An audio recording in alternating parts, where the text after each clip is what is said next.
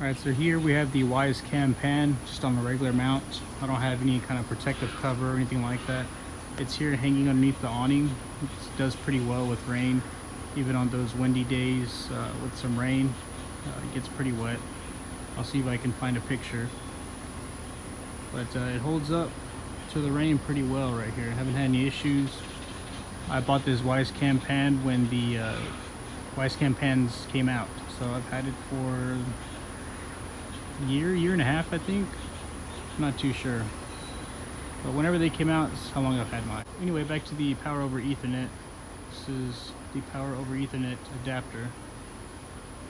So I just got it up on there. The USB part is into the camera. The Ethernet part I just tucked away. So the way I have the Ethernet cables running, I have them running underneath the eaves. They're just secured to the eave.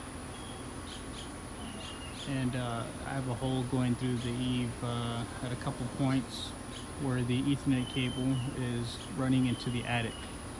The attic is where I have the power over Ethernet injector located. Here I have a regular WYZE Cam, the V2, with the little birdhouse looking mount. It's also being powered over Ethernet. Here's the adapter.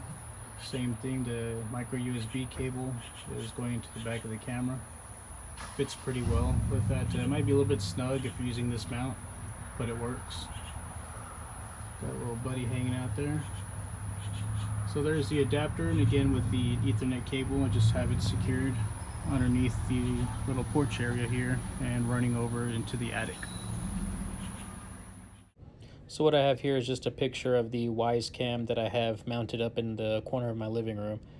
It's being held up surprisingly well by the magnet that came with it. I'm surprised it hasn't fallen from the ceiling. Originally I was going to put a mount there, but that is doing just fine.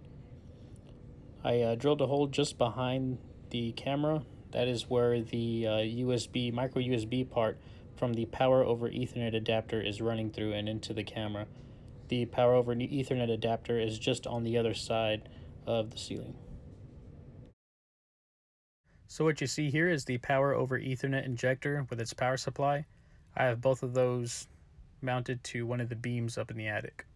What you see zip tied here is the excess Ethernet cable. I just rolled it up and zip tied it to the same beam just to keep it somewhat organized. So this injector lets me connect up to 4 cameras. I currently have, I believe, 4 connected into the injector right now.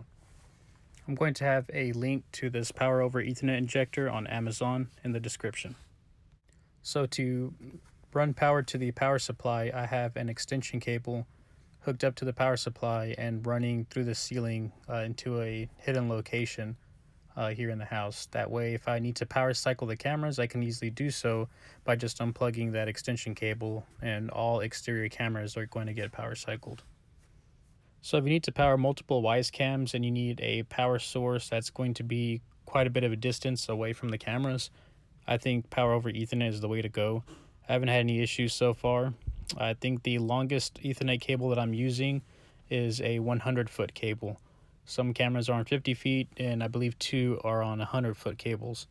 I'm not too sure how far of a cable that you can use before you start to lose power. Probably 150, 200 feet would be the max I would go. As far as being able to daisy chain cameras, where the first camera is being powered over Ethernet, I'm not too sure how well that would work. I haven't tried that out. That might be something you want to check in case it'd make it easier. But I would say the power coming through Ethernet would probably be only enough to support 1 camera. Whenever you're looking for Ethernet cables to use, be sure that the Ethernet cable that you choose to use for this setup is capable of power over Ethernet. I believe some Ethernet cables do not have that capability. So here's a closer look of the power over Ethernet to micro USB adapter. Again, I'll have links down below in the description. These come in a 2-pack and a 4-pack. I believe they might sell singles as well, but it's more worth it if you just get the 4-pack.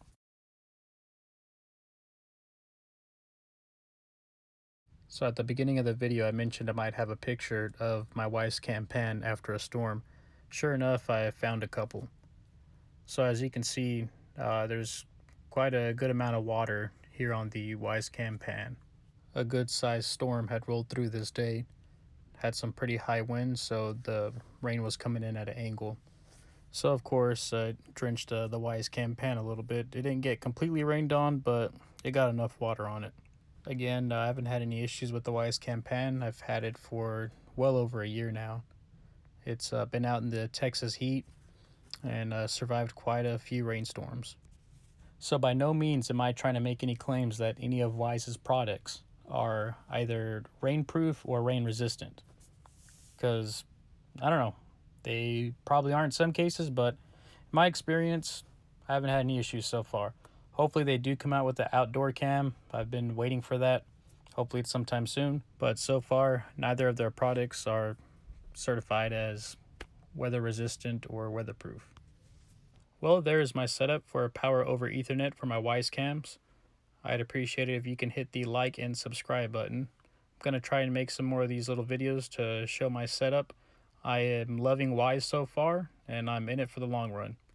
Thanks for watching.